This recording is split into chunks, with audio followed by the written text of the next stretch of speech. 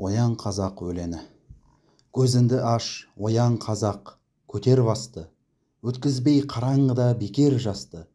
Жер кетті, дін нашарлап, хал арам боп. Қарағым, енді жату жарамасты.